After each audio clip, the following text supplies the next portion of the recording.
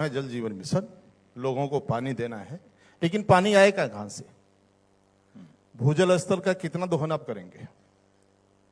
जब मैं जल शक्ति मंत्री बना, लगभग हमारे 71 के आसपास बांध हैं, बैराज हैं और लगभग हमारी बंधियां हैं जहां पानी हम संरक्षित करते हैं, और पीने के लिए पानी, औद्योगिक के लिए पानी और सिंचाई के लिए लगभग 76,000 और 526 किलोमीटर हमारी नहरें हैं, और सभी टेल तक पानी यानी खेत तक पानी देना है, पीने के लिए पानी देना है और उद्योग के लिए पानी देना है।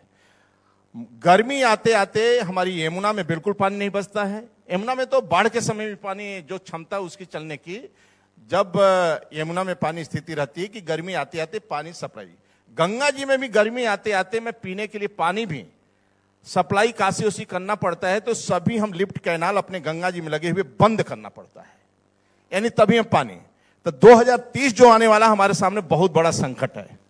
जब विभाग का मंत्री बना मैं, तो मैं सोचा जब तक ये सिंचाई विभाग के इंजीनियर और जो हैं, मान लो वो रुड़की से आते हैं, IIT से आते हैं और वह NIT से आते हैं, पढ़े लिखे बच्चे होते हैं, तो क्या है कि उनके अंदर जोश हमें भरना पड़ेगा।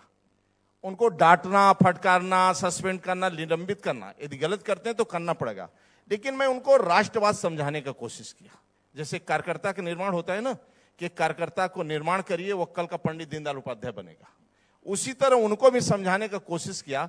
हर मीटिंग में केवल 2 ही सवाल रहता था मेरा, एक तो पत्नी बच्चों के प्रति समर्पित रहो, दूसरा सिंचाई विभाग के प्रति समर्पित, जो पेट भरता है, जो पलता है।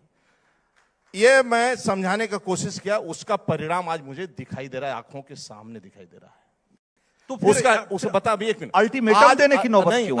आज मेरी ये स्थिति है कि राज्य में, मैं नहीं कहता हूं 100%, लेकिन राज्य में नहर के किनारे कहीं चले जाइए आप, लगभग 110 मिसमार नहरें जो मर चुकी थीं, पट चुकी थीं, यही JEIU ने मिसमार नहरें 110 नहरें जिंदा किया और टेल तक पानी पहुंचा। पहले किसान खोदने नहीं दे रहे थे, और टेल तक पानी पहुंचाने का काम हमने किया, और किसान खोदने नहीं दे रहे थे।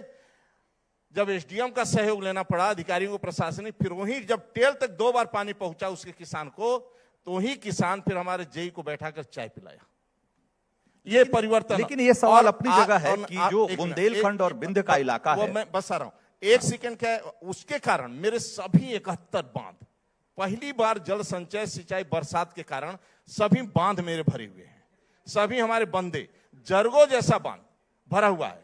जो लीकेज होते थे गेट के फाटक द्वारा, वो अपने आने के बाद लगभग 85 के आसपास गेट हम बदलवाए होंगे, भीमगौड़ा बैराज से, हरिद्वार से लेकर, और सभी गेट बर्बाद।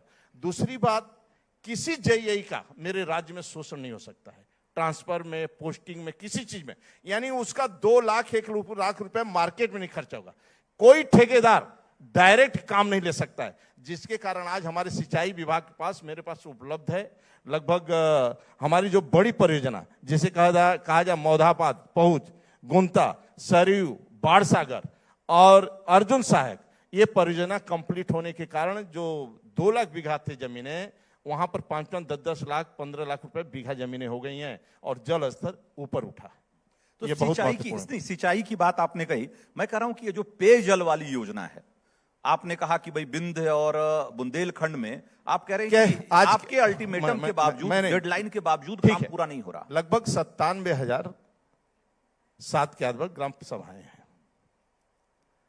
उसमें हमारे लगभग 34,000 ग्राम पंचायतों में हमारे नल के कनेक्शन इस प्रकार के सभी मार्क हो गए, जल मार्क हो गया है।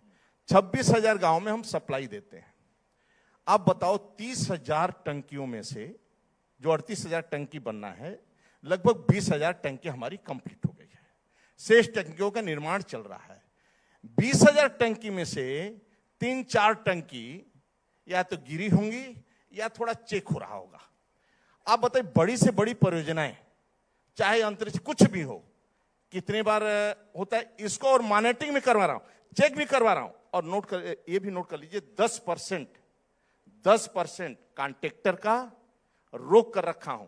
यदि रोड हो, पानी की सप्लाई हो, इसके कारण मैं रोक कर रखा हूं कि आपको मतलब कंट्रोल रहेगा। यदि जो खराब होगा हमें कटिंग करेंगे, बनवा। और इन्हीं लेकिन मंत्री जी, ये सवाल उठता है ना कि जब आज एकदम नई बनी टंकी और जैसे ही उसमें पानी भरा जाए, अगर वो फूट कर बहने लग जाए, तो ये सवाल तो उठेगा कोई जो महोबा तो है नहीं, टंकी बनाना। नहीं, जो महोबा का आया है चित्र, वो सरासर गलत है, झूठ है। टंकी पानी ओवरफ्लो हुआ था, बह नहीं रही थी। अच्छा, आज खंडन उसका छपा है वही महोबा में, बह रही थी पानी। जो मेरा सेंसर बोर्ड लगता है उसमें जो लगता है वह क्या है, जो वहां का ऑपरेटर था वह कैसे डिस्टर्ब हुआ, उसी का उसको हटा दिया गया। वह जो हुआ है, पानी जो रुक जाना चाहिए, मतलब पानी ओवरफ्लो होता है तो वो अपने आप बंद हो जाता है। अच्छा, अपने आप बंद। और 6 महीना तक हम ट्रायल करते रहते हैं। बिना ट्रायल के टंकी का संचालन नहीं होगा। पाइपलाइन हो चाहे कोई हो, लगभग 3 महीना से लेकर 6 महीना तक ट्रायल करते हैं, उसके बाद रोड का मरम्मत बाकी। इसीलिए थर्ड पार्टी भी, ग्राम प्रधान भी जब तक प्रमाण पत्र नहीं दे देगा तब तक वो पानी, उसका पेमेंट नहीं होगा। यदि प्रधान प्रमाण पत्र देने के बाद ही उसका पेमेंट होगा और हम कंप्लीट। इतने सारे चेक्स के बावजूद और इतना सारा प्रोसेस आपने डिफाइन किया हुआ है कि कैसे काम होना है, किस समय अवधि में काम होना है, उसके बावजूद आपकी पार्टी के विधायक अगर आपके इस मंत्रालय के काम से खुश नहीं है तो इसको कैसे देखें? देखिए, राज्य के अंदर कोई भी शिकायत कर सकता है। यदि मंत्री के पास नहीं आएगा तो किसके पास जाएगा? सपा के पास जाएगा। लेकिन क्या ऐसे सड़क पे विवाद का निकलना है? प्रश्न है कि कैसे मिलना है, प्रश्न है कैसे मिलना है, बस इसका ध्यान देना चाहिए। बाकी सभी लोग शिकायत कर सकते हैं, सभी को छूट है। तो उनकी शिकायतें जायज थी? जायज है कि नहीं जायज है ये पार्टी तय करती है। मैं मंत्री हूं, कुल मिलाकर सभी का सुनना मेरा काम है और सुनकर अधिकारियों को निर्देशित।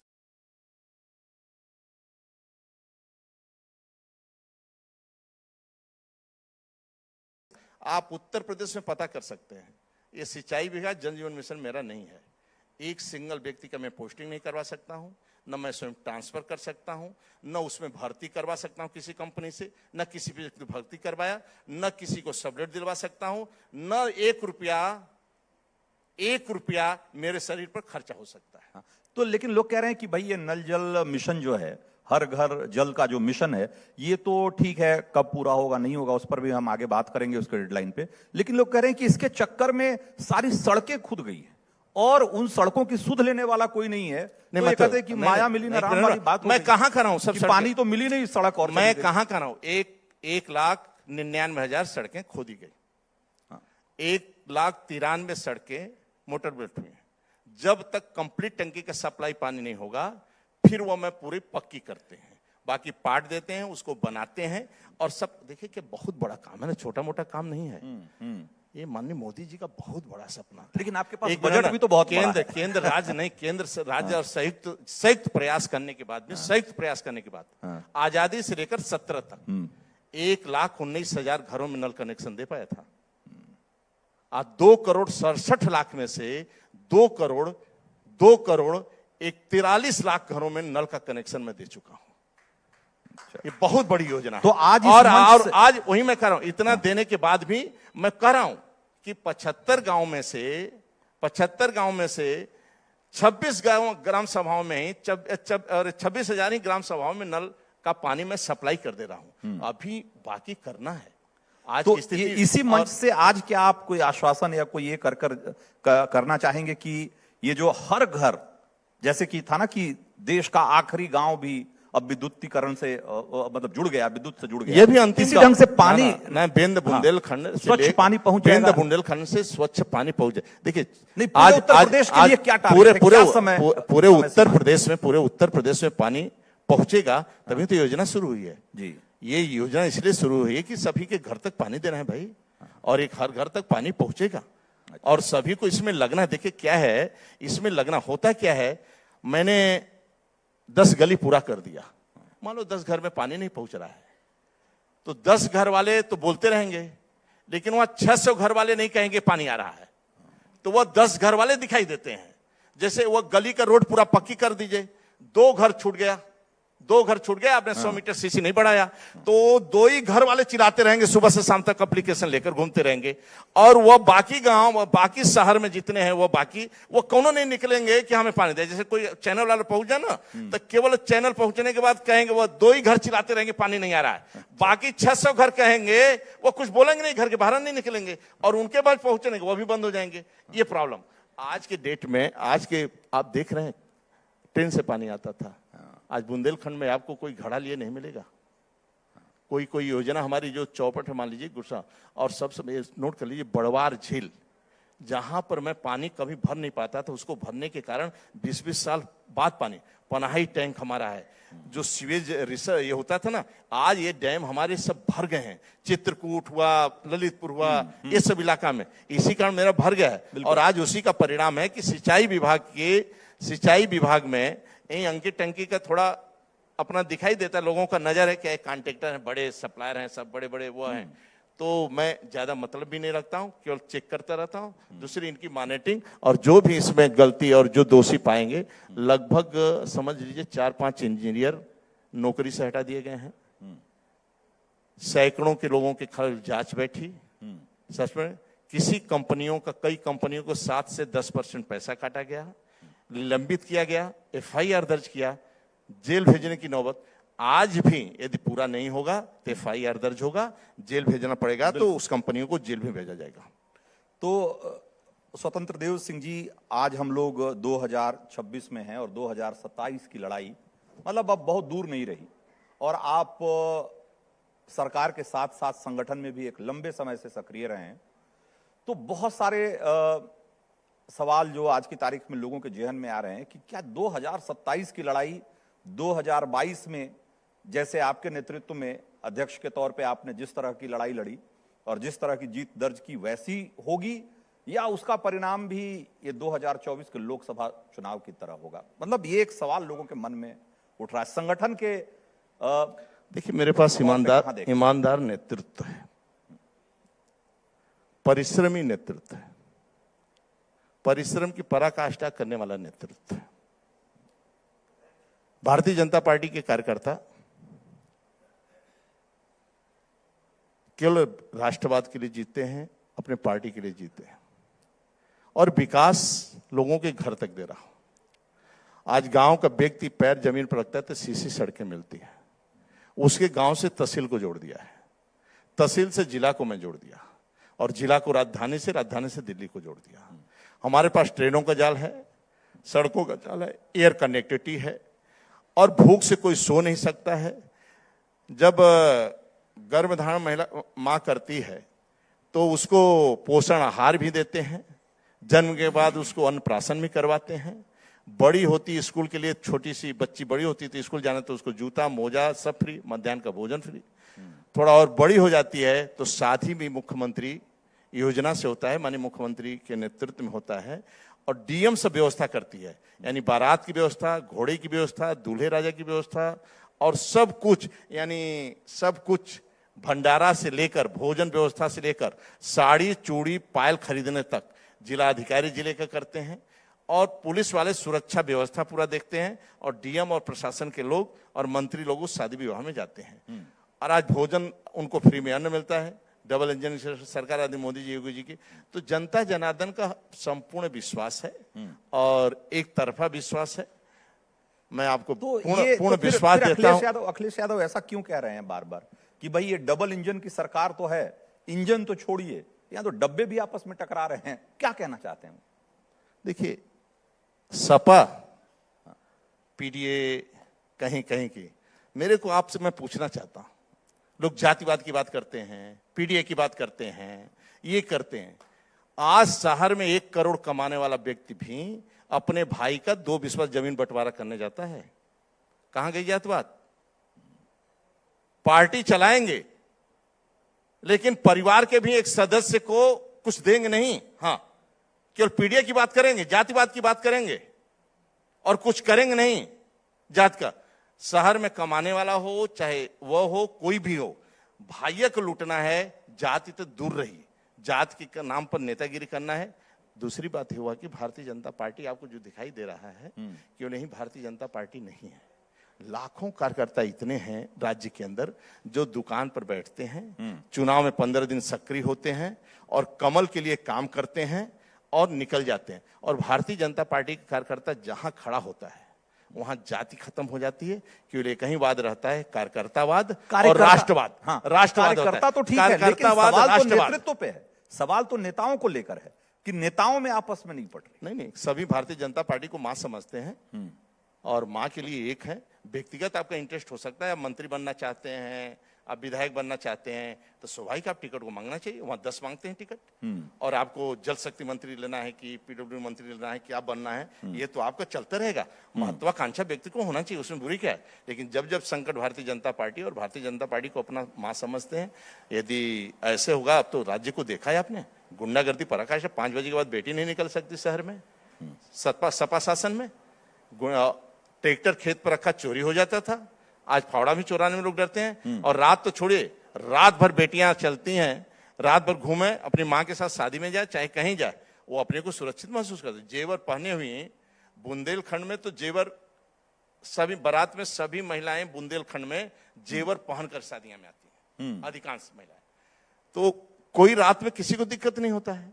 तो आज कानून का राज है, कानून के राज के कारण इन्वेस्टर से लेकर सब आ रहे हैं, और जनता जनार्दन आदरणीय मोदी जी के साथ, आदरणीय योगी जी के साथ है। तो आप इसीलिए अखिलेश यादव को गुंडा राज के वारिस कहते हैं?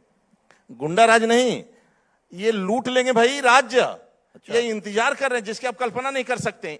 आप देखे नहीं इनका शासन, आप देखे नहीं। यहां काउंटिंग शुरू हुआ, पिछले बार देख रहे 22 में देख रहे थे, नहीं लगा था सरकार बन गई, ये रात में होटल कब्जा कर लिए थे, पूरा होटल रात में कब्जा था यहां सपा का, वो 12 बजे भागे हैं सब। हाँ, जब देखे कि अब मैं नहीं आऊंगा तब भागे, वो रात ही में ऐसी तैसी कर देंगे।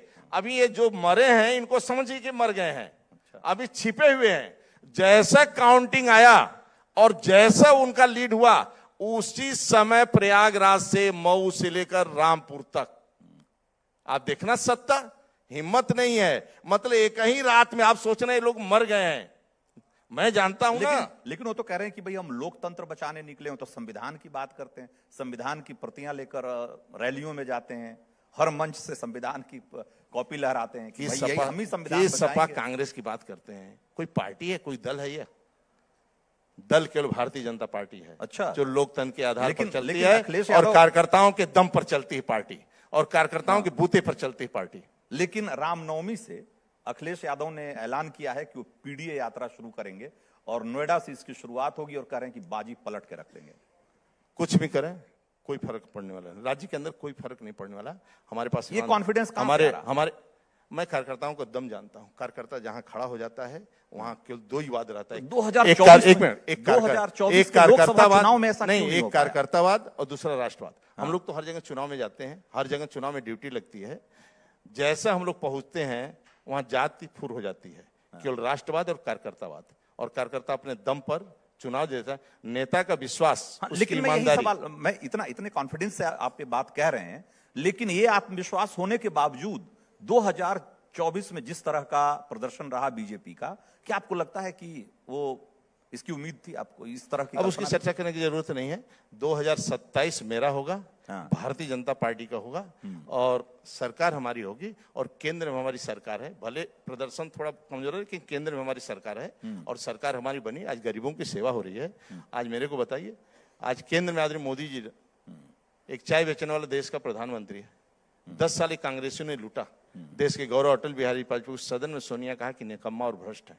अटल जी जवाब देते हुए बोले कि 40 साल तक कोई व्यक्ति हमारे ऊपर आरोप नहीं लगाए, और मुझे सांप्रदायिक कहती हो, और मैं निकम्मा है। मैं बड़ा 21 डिक्शनरी से आप शब्द निकाली हैं मैडम। फिर सुषमा जी ने जवाब दिया कि भारत माता की जय बोलना सांप्रदायिक है, वंदे मातरम कहना सांप्रदायिक है, 370 धारा हटाना सांप्रदायिक है, राम मंदिर का निर्माण करना बात करना सांप्रदायिक है, हिंदू कहना सांप्रदायिक है। तो मैं सांप्रदायिक हूं, लेकिन आज सुशासन का नींव रखी जा रही है। 10 साल बाद एक चाय बेचने वाला देश का प्रधानमंत्री घोषणा हुई। उन्होंने भाषण में कहा था अधिवेशन दिल्ली में, अंधेरा घना है फिर भी दीपक जलाना कहां मना है। कार्यकर्ताओं ने दीपक जलाए, देश के प्रधानमंत्री आदरणीय नरेंद्र मोदी बने और कहे कि सौगंध मुझे इस मिट्टी की, देश नहीं झुकने दूंगा, देश नहीं मिटने दूंगा। और वहीं कश्मीर के चौक पर आज भी तिरंगा झंडा फहर रहा है, और दुनिया के अंदर जब उतरते हैं तो भारत माता के जय का नारा लगता है। एक झटके में 370 धाम समाप्त और राम मंदिर का निर्माण शुरू हो गए, और एक चींटी नहीं मरी राज्य के अंदर, और एक दंगा नहीं, एक फसाद नहीं। हाँ, तो आप कह रहे हैं कि भाई हमारा कार्यकर्ता राष्ट्रवाद के नाम पर खड़ा होता है, हमारा कार्यकर्ता हिंदुत्व के नाम पे खड़ा होता है। योगी जी कहते हैं कि एक हैं तो सेफ हैं, मोदी जी कहते हैं, योगी जी कहते हैं कि बटेंगे तो कटेंगे, 80-20 के नारे। और दूसरी तरफ अभी जिस तरह की लड़ाई दिख रही है आपकी पार्टी में, कई बार ब्राह्मण वर्सेस क्षत्रिय, कई बार अगड़ा पिछड़ा, ये पीडीए को लेकर, पिछले दिनों यूजीसी को लेकर जिस तरह की बात हुई, क्या आपको लगता है कि आप हिंदुत्व से हटकर आप जातिवाद की राजनीति पर आप उतर आए? मैं कह रहा हूं, भारतीय जनता पार्टी का केवल एक कार्यकर्तावाद, राष्ट्रवाद, वो जानता है। और जहां हम खड़े होते हैं वहां जातिवाद समाप्त हो जाता है, कार्यकर्तावाद शुरू होता है और राष्ट्रवाद शुरू होता है।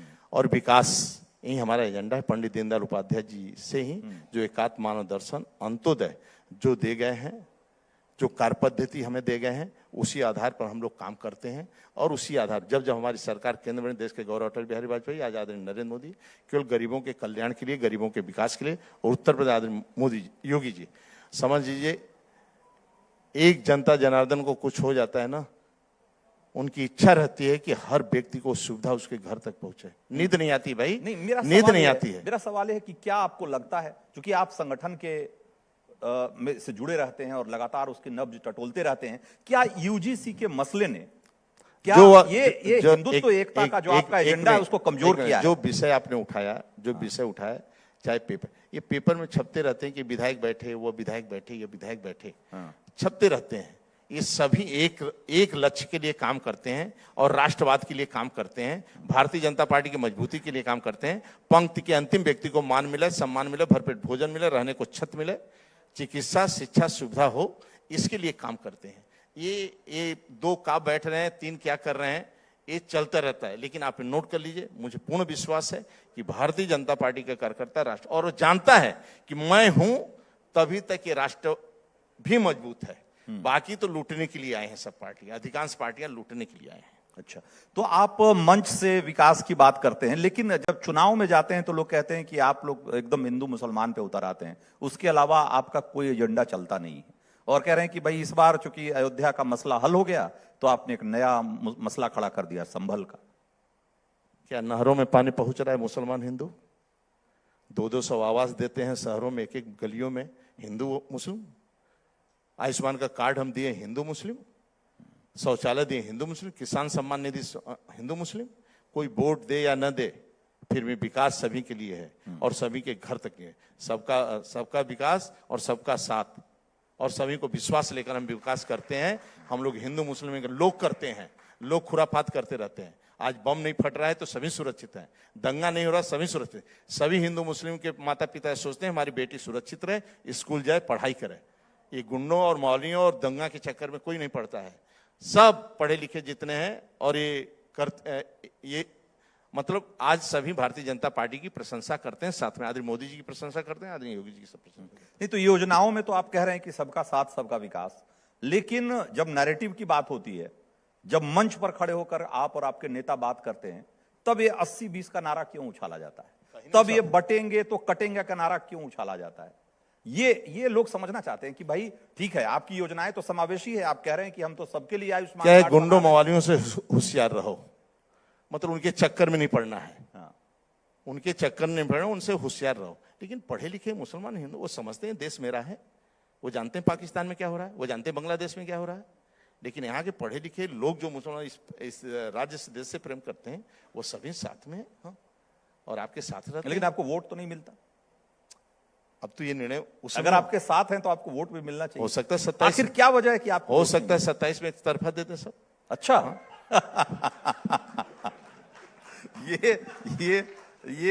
ये आशावाद जो है ये बहुत जोरदार। हम लोगों को काम करना है। हाँ।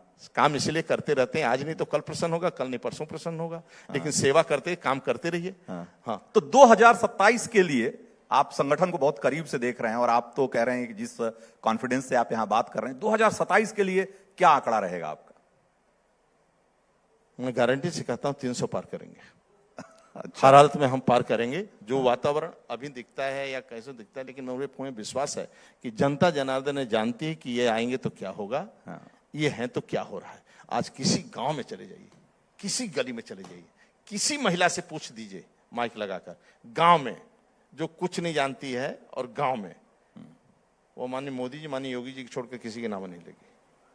और भारतीय जनता पार्टी, आप पूछ सकते किसी गांव में चले, मैं विश्वास आपको दिलाता हूँ। अच्छा। हम तो जाते रहते हैं, बैठक करते रहते हैं, लोगों से मिलता रहता हूँ। हर गांव में, अधिकांश गांव में दौड़ा होता है, लेकिन लास्ट में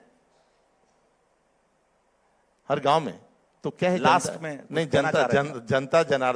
जनता जनार्दन का प्रेम आपके साथ है। और 24 करोड़ जनता जनार्दन, आदरणीय मोदी जी, योगी जी को उत्तर प्रदेश के लोग विश्वास है कि इन्हीं के राज्य में कुछ होना है और पूरा साथ है। और हम आपको विश्वास देता हूं। लास्ट में ही कहना चाहता हूं कि थोड़ा बाकी सब काम आदरणीय मोदी जी, योगी जी कर देंगे। बस चलेगा तो अपने चम्मच से भोजन करवा देंगे। लेकिन जनता जनार्दन को भी एक तरह का, मान लीजिए नाली के लिए छोटी छोटी बात में लड़ जाते हैं, चबूतरा बढ़ाकर आगे बढ़ा लेते हैं, बना लेते हैं। मकान बना रहे हैं तो ठीक मकान बने, लेकिन वहाँ आगे एक फीट बढ़ा देंगे तो थोड़ा नाली कब्जा न करें, चबूतरा ना हो, थोड़ा इस सबों से थोड़ा बचना चाहिए। और आपस में भाई भाई एक विश्वास के लिए लड़ना, आपस में बैठ कर निपट लेना चाहिए। और पत्नी बेटी माँ का सम्मान करते रहें। बूढ़े माँ बाप के पास 5 मिनट थोड़ा बैठा करें, थोड़ा बैठ कर सेवा सत्कार बैठा करें, इतना समय दिया करें। और अंतिम में ही कहूंगा कि स्वस्थ रहें और मस्त रहें पूरे प्रदेश के लोग। हाँ, बहुत बहुत। और शाम को जब छुट्टी मिला ऑफिस से तो सीधे घर पहुंचे, हाँ, परिवार के साथ रहें। हाँ, मतलब सीधे, मतलब यही निवेदन करता हूं। और पत्नी कभी हड़का दे थोड़ा बहुत तो थोड़ा एक कदम आगे, एक कदम पीछे देख लिया करें, बाकी आपस में लड़ाई झगड़ा ना हो। बाकी पूर्ण विश्वास रखिए आदरणीय मोदी योगी जी पर, उनका बस चलेगा तो अपने चम्मच से भोजन करना, पैर रखेंगे जमीन पे तो सीधी सड़कें मिलेगी, चिकित्सा शिक्षा फ्री होगा और सब कुछ फ्री होगा, छत से लेकर कोई सी व्यक्ति का कच्चा मकान नहीं रहेगा। मैं विश्वास दिलाता हूं। बहुत बहुत धन्यवाद। बहुत बहुत शुक्रिया आपका, आपने समय निकाला, इस मंच पे आए। आपको एक बार फिर से बहुत बहुत साधुवाद और बहुत बहुत शुभकामनाएं। बहुत धन्यवाद माननीय मंत्री जी। एक बार जोरदार तालियां माननीय मंत्री जी के लिए। स्वतंत्र देव सिंह, जिन्होंने कई बातों का जिक्र किया, स्वस्थ रहिए, मस्त रहिए। इसके अलावा जल जीवन मिशन पर भी उन्होंने बताया कि किस तरीके से यूपी में वो तमाम क्षेत्र जो कि कभी बूंद बूंद पानी के लिए तरसते थे, वहां पर भी जल की धारा पहुंच रही है। और उत्तर प्रदेश समृद्धि के बारे में हम बात कर रहे हैं। किसी काम की सिद्धि के लिए जरूरी है कि पहले उसका संकल्प लिया जाए और उसके बाद में उस संकल्प को लेने के बाद आगे बढ़ा जाए। और संकल्प के लेने के बाद में पूरी जो मेहनत है, शिद्दत है, उसके साथ में काम किया जाए। और इन सब के लिए जरूरी है आपके पास सत्ता का होना। तो कुल मिलाकर हर लड़ाई के पीछे की मूल वजह सत्ता है। समृद्धि की लड़ाई तब तक आप नहीं लड़ सकते जब तक आपके पास सत्ता का तंत्र ना हो। यूपी में अब 2027 की लड़ाई भी चर्चा में है और आज आपके सामने भी एक लड़ाई आप देखेंगे। आपको अंदाजा हो गया होगा कि मंच पर अब आगे क्या होने वाला है, क्योंकि 26 का एजेंडा कैसे 2027 में होने वाले विधानसभा चुनावों का सिर्फ एक ट्रेलर कहा जा रहा है, उसके बारे में आपने अंदाजा लगा लिया होगा। और इस बहस को, इस डिबेट को कंडक्ट करने के लिए हमारे सहयोगी राकेश पांडे मौजूद रहेंगे। तो यहाँ पर एक पूरा पैनल होने वाला है और आपके सामने आप खुद देखेंगे कि किस तरीके से 27 की लड़ाई को लेकर के तैयारी है। और आज ये चर्चा, गर्मा गर्म बहस आप सभी के सामने होगी। आप खुद इसका हिस्सा बन पाएंगे। वैसे तो आप हर रोज शाम के 4:50 पर राष्ट्रवाद में जुड़ते हैं राकेश पांडे के साथ, लेकिन आज आपके सामने ये बहस होगी, लड़ाई होगी 2027 की। और अहम बात यह भी है कि 2027 के चुनावों के लिए जो चुनावी बिसात है उसका बिछना अभी से शुरू हो गया है। चाहे वो भारतीय जनता पार्टी हो, समाजवादी पार्टी हो या फिर अन्य पॉलिटिकल पार्टीज हो, पूरा दमखम लगाते हुए अभी से ही नजर आने लगी हैं।